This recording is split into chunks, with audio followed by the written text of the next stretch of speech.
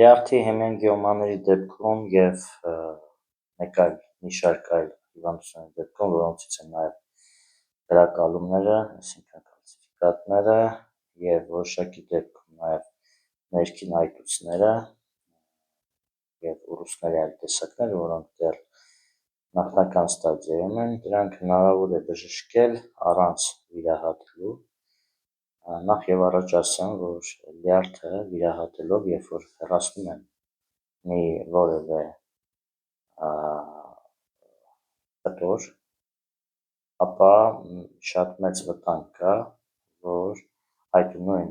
խնդիրը կտարածվի մեկ այլ տեղ, եթե օրինակ կան լեղապարկում կամ պոլիպներ, կան լեղածորաներում ընդհանուր հիվանդություններ, գոյացություններ, կամ լյարդում, եթե կան կրակալումներ, ապա այդ կրակալումները կարող են տեղափոխվել, տարածվել կամ այլ հատվածում տարածվեն, առաջանան։ Եվ նաև այստեղ կա շատ կարևոր բան, որ երբ որ ռեզեկցիա են անում լյարդը, այսինքն այդ մասին չի ասվում, երբ որ կտորը հեռացնում են, այդ կտորի արյան շրջանությունը խախտվում է և այն երակային համակարգը, որ պետք է հավաքեր ամեն բոլոր կտորներից բերեր սիրտ, խախտվում է այդտեղ քանակը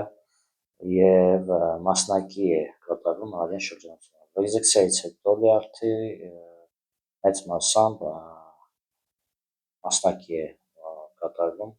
արյան շրջանցումը նույն այդ օրգանում և դա կարող է հետևանք բերել մյուս օրգանների, աղիքների հիվանդության և ստամոքսի հիվանդության, քանի որ արյան հոսքը փոխվում է։ Այստեղ նաև պետք է հասկանալ, որ հեմանգիոմաների դեպքում տարբեր պատճառներ են լինում, այսինքն առաջնահերթ պետք է հեմանգիոմաների նույն կրակալումների պատճառները գտնել, եթե կրակալումները գտնվում են դռներակի շուրջը, ապա այստեղ հնարավոր է երակային հիվանդություն է եղել, այսինքն բորբոքային պրոցես է եղել հենց երակին։ Մեծ մասամբ կրակալումներ լինում են, երբ որ կամ կալցիումի յուրացումն է խախտվում, կամ կալցիումի յուրացումը ընկնում է։ Այդ դեպքում նույնպես կարող են կրակալումներ առաջանալ, այդ կալցիֆիկատները և կրակալումները որոշ դեպքերում նաև ինքնապաշտպանական ռեակցիա օրգանիզմի, որպեսզի անոթը չպայթի, շատ են լինում, երբ որ անոթային հիվանդություններ կան կամ խրոնիկ բորբոքում, նույն այդ անոթների շուրջը, չեն բժշկում, ախտանիշը ճնշում են և այդ դեպքում օրգանիզմը ինքնապաշտպանական մեխանիզմ է ունենում։ Իսկ հեմանգիոմանները կարող են կապված լինել նույնպես և անոթային խնդրով, այսինքն անոթների պատերի էլաստիկության, թուլության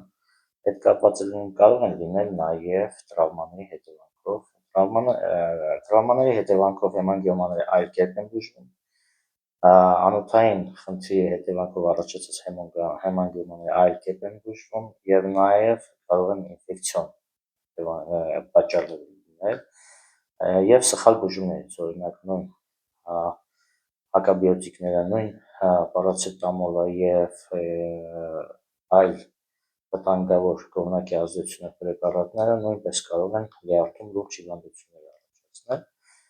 Եվ այստեղ կարևորը գտնելն է, թե ինչ պատճառով է եղել և երբ որ պատճառը գտնվում է մասնագետը, ապա բժշկումը միայն դրանից հետո է հնարավոր լինում։ Եվ նաև պետք է նշենք, որ այսինքն դա պետք է նկատի ունենանք, որ վիրահատությունը նախ և առաջ ռեզեկցիան, որը կատարում են կտորը հեռացնելով, ոչ միշտ է, որ հաջող է կատարվում, այն առումով, որ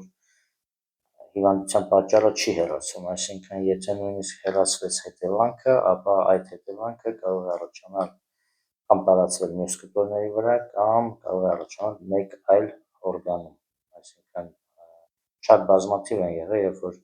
պոլիպները հեռացել են և լեղապարկը հեռացել են և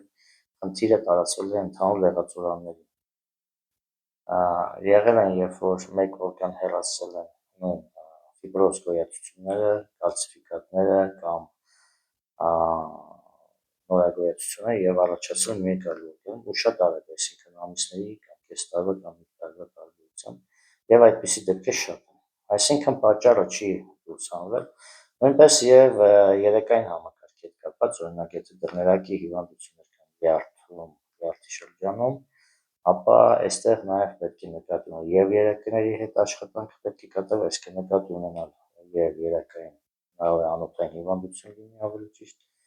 եւ նաեւ հնարավոր է լոկալ, այսինքն հենց լյարդի հիվանդություն։ Եվ նաեւ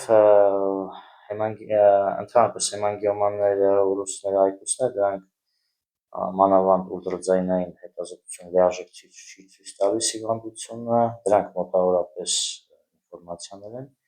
եթե ուլտրաձայնային են, ուլտրաձայնային